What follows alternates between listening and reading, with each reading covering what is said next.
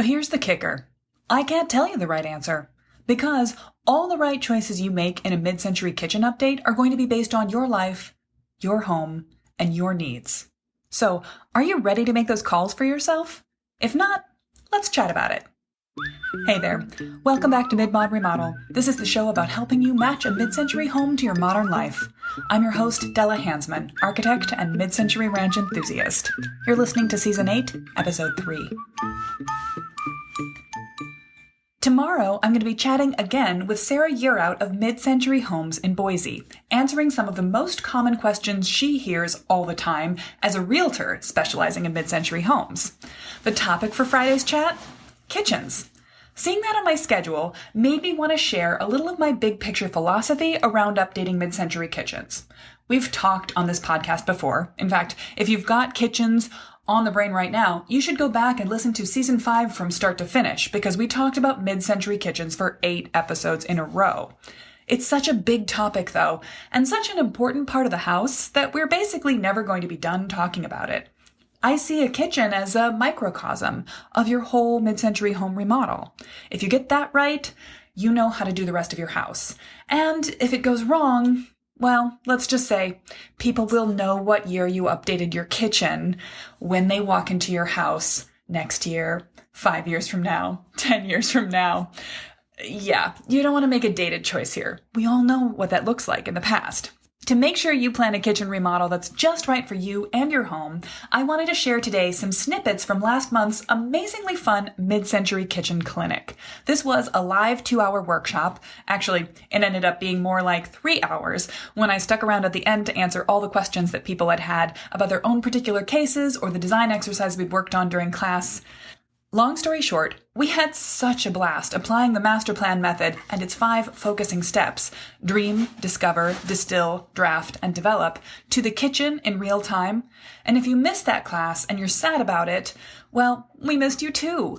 But you can still get access to the recording and the DIY design exercises for your kitchen paired with the program inside of Ready to Remodel.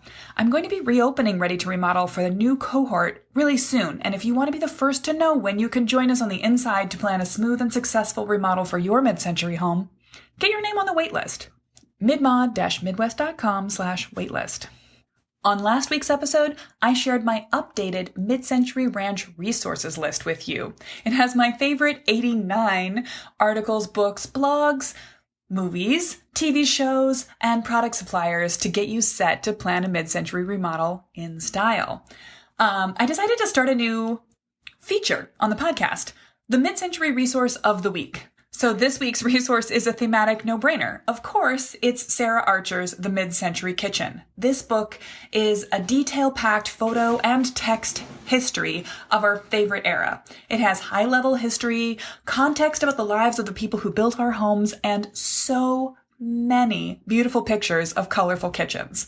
Get it, read it, skim it again, study it for resources and inspiration. Share it with your friends. Grab the resource list, download it, and check this one right off your list. There's a link to that download on the show notes page, which is, of course, midmod-midwest.com/803. All right. I can't share the whole mid-century kitchen clinic in a podcast episode. For one thing, it would take too long, and it was intentionally very interactive. But here are some snippets that I didn't want you to miss out on. Okay, before we get into the work of today's workshop, let's talk a little bit about the history of the mid-century kitchen. Have you ever wondered why your mid-century kitchen is so hard to hang out in sometimes? For those of you who still have your mid-century original kitchen layout, shout out in the comments. Tell me if this sounds familiar. You're putting on a kettle of tea and someone comes in to chat, you have to turn around and turn your back to the stove to say hi. 2 people are prepping a meal, constantly bumping hips and reaching around each other for tools. It gets super old really fast. Oh, yeah, that's a great way to describe it. You're looking for a 2-butt kitchen. That makes the point perfectly.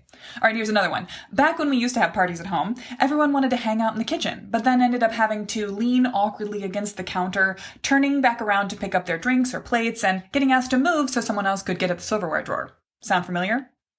Yep. Yep, I'm getting some yeses. None of this is an accident.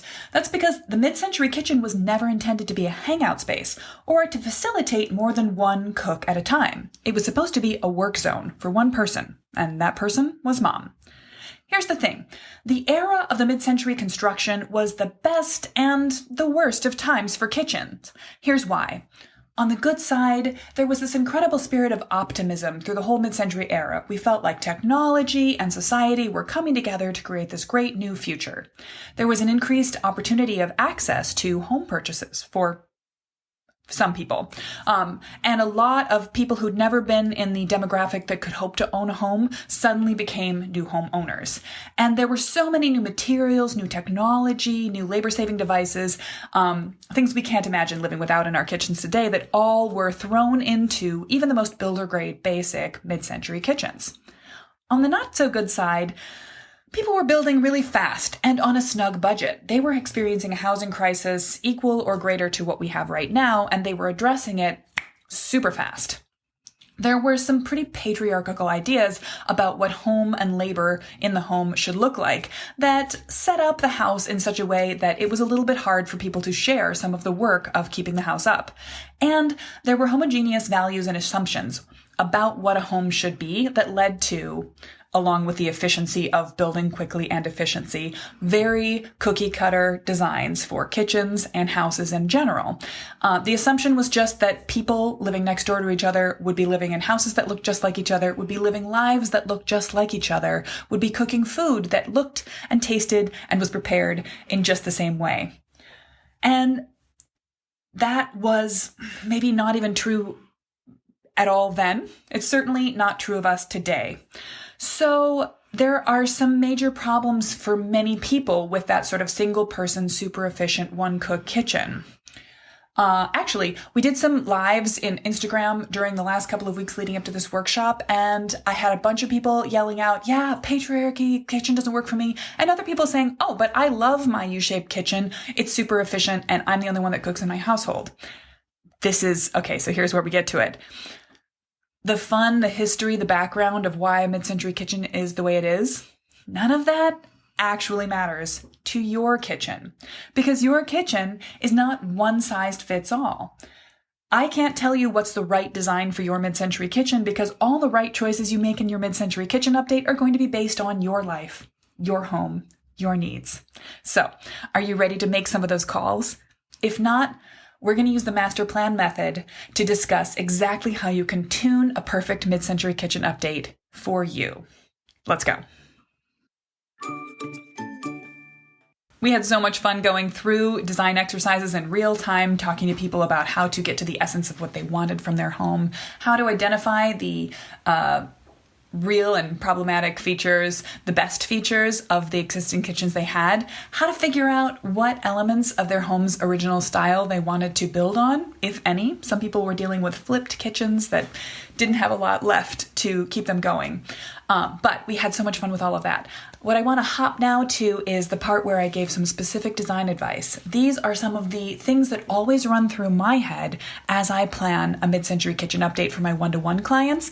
And this is absolutely advice that I want you to take, and I want all of my Ready to Remodel students to take if they are planning. So let's hop back into another snippet of the Mid-Century Kitchen Clinic.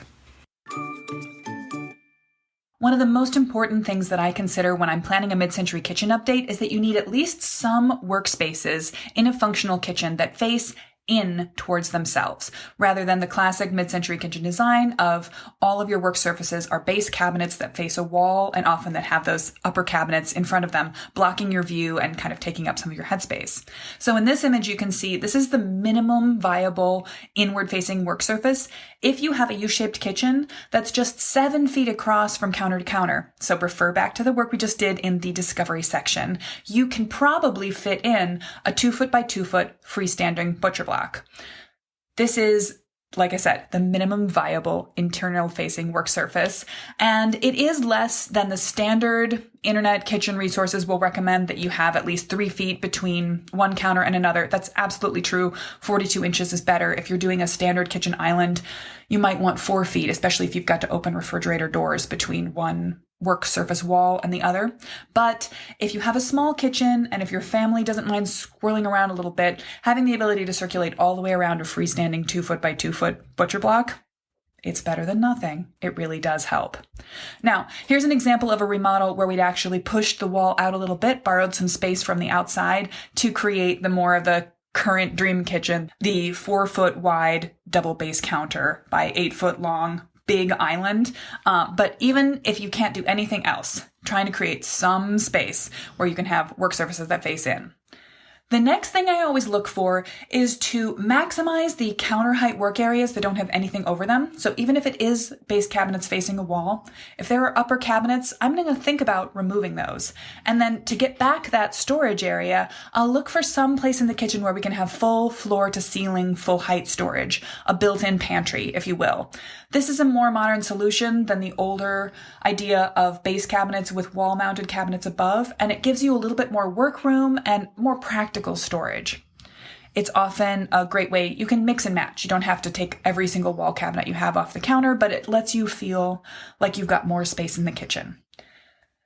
And when we're talking about social spaces within the kitchen, it's great to create some place to sit, to rest within the kitchen. And that might just be putting an armchair in an empty corner. If you have kind of the L-shaped kitchen that has a big open space and then work surfaces along one wall, it might mean putting a dinette or a little space, a banquette, a place to eat inside the kitchen. It can be really nice to take a break between prep and just sit down with your coffee cup inside the kitchen space rather than having to go away to another area. It's also nice if you're working while keeping an eye on something, if you're working on your laptop, or for that socialization inside the kitchen. One person is cooking or 2 people are cooking and someone else is hanging out, doing their homework. Having a space to sit and be at rest inside the kitchen footprint is always really useful. Now, when I'm thinking about creating space inside the kitchen, one of the tools I use is to use light to create different types of spaces. So I'll often use pendant lighting to create a little bit of a separation between 2 more open areas. A line of pendants over the top of a peninsula or an island can help create a visual artificial wall that divides a more open concept space up into smaller subspaces that feel more human scale. Lighting, particularly sort of dramatic lighting that looks beautiful even when it's off, can really be used to define areas of the kitchen. You can also use light when it's on to highlight specific task areas. So you want to use light for beautiful objects, pick beautiful pendants, use it to create space, but you also need just light to shine on the work that you're doing. So in this image, you can see working at a counter. The classic kitchen design, I have this in my mid-century kitchen, I haven't updated yet, is that you've got basically one central kitchen light in the middle of the ceiling, like here, and it shines on the back of your head while you work at a wall-engaged counter, and then you create a shadow with your own body that makes the place that you are working the darkest spot in the kitchen. That's so silly. So you can fix this in a quick fix. You can get stick-on undermounted lights and put them under your current wall-hung cabinets. Boom. If you're doing a more involved remodel, you might think about placing can lights almost directly at the counter edge so that you don't create a shadow with your head of the work surface that you're doing at the counter. And you can actually augment those, as you see here, with an undershelf or an under cabinet light at the same time. But light doesn't only come from artificial light sources. We can also make a lot of use of daylight in a good kitchen. Original mid-century kitchens often weren't really long on windows. They typically had one window over a kitchen sink, the eyes on the street or eyes on the backyard window. I always look for spaces, especially when I'm taking wall-mounted cabinets down, to add extra windows for views out from a kitchen. And if I can't get that, I'll look for places to bring in bonus daylight from skylights. Either a big open skylight that almost creates an artificial raised ceiling, or even just a light tube, a little tiny bubble skylight on the roof level that comes down through sometimes just an 8-inch diameter tube that comes down into an object that looks like a surface mounted light but brings in magnified daylight from outside. You can actually connect those to a switched light as well, so at night it acts like a surface mounted ceiling light, and then in the daytime it's extra daylight. Win-win. You can borrow light from opening up the kitchen to other spaces, and you can also borrow space from other rooms or outside the house by having view lines go through them. This is an example of a kitchen that was really long. In fact, this is a problem. Most of us don't have a too big kitchen, a kitchen and dining space next to each other that just felt very oversized, empty, and cavernous, but at the same time really long and narrow. They were attached to an existing deck that was outside the house, but they weren't really operating as connected spaces. By changing the configuration of the windows a little bit, and by changing the design of the deck such that it had a little bit more of a boundary around the outside and some built-in seating in the opposite corner from the kitchen, we were able to change that long rectangular space into the psychological effect of a big square space that felt much more open and flowing, and also enticed the family to go out and make better use of their beautiful deck. You can also borrow space from other rooms inside the house, either by removing walls or even just opening up interior windows so you can have longer views. Anywhere you can see further, even if your actual foot space, like in a galley kitchen, is relatively small, you will feel less confined. You will feel like you have bigger access to bigger spaces.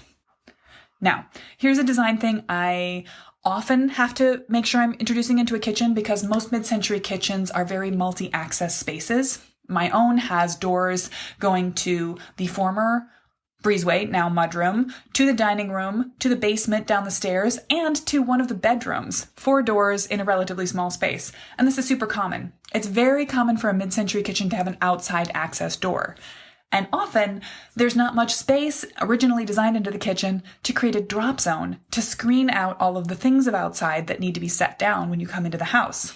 It's great to have easy access to bring in your groceries, but it's much more inconvenient to make the kitchen the place where all of the shoes and coats and backpacks accumulate. So one thing we often add in our one-to-one design work with a mid-century kitchen is a drop zone, a mini mudroom along one wall. Even if there is a mudroom somewhere else, or if we can build a mudroom off of the kitchen to create a space to catch those spaces.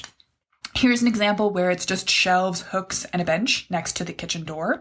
And here's an example where we actually pushed the kitchen back, relocated it, and borrowed a 10-foot by 6-foot space next to the kitchen without a wall separating them, but with low shelving to catch extra things. And it has a bench and closed storage for you to put away all the outside things and then come in. You can actually put your groceries onto the counter as you come in, but then sit down and take your shoes off. Very convenient.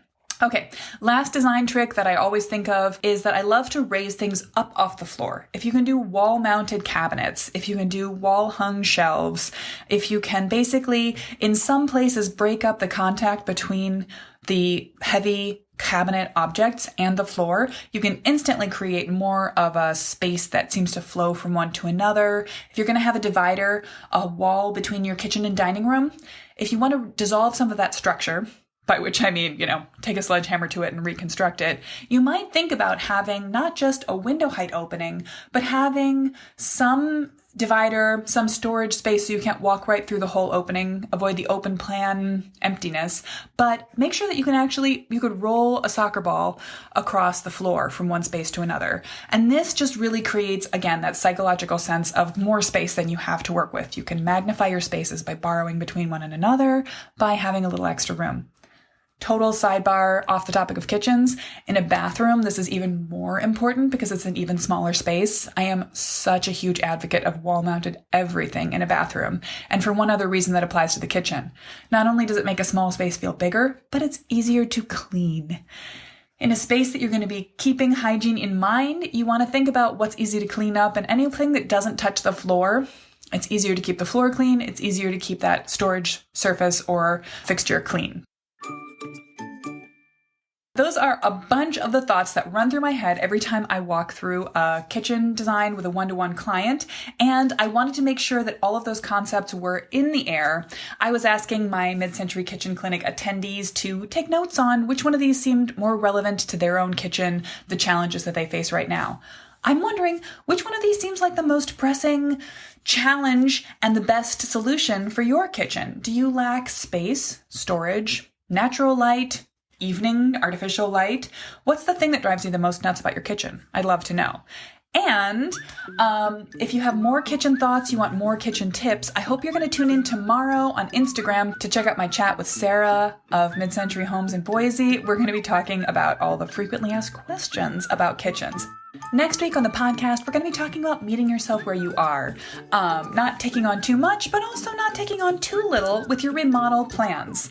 I'm always excited to talk about this topic because I think that no one needs to hold themselves back from living in a home they love. There are always manageable steps you can take at any level to tweak your house to make it more your home. And for now, if you have mid-century kitchen questions, send me an Instagram DM. Reply to one of my emails. I would love to talk to you about your mid-century kitchen and what you need to do to it to make it great for you.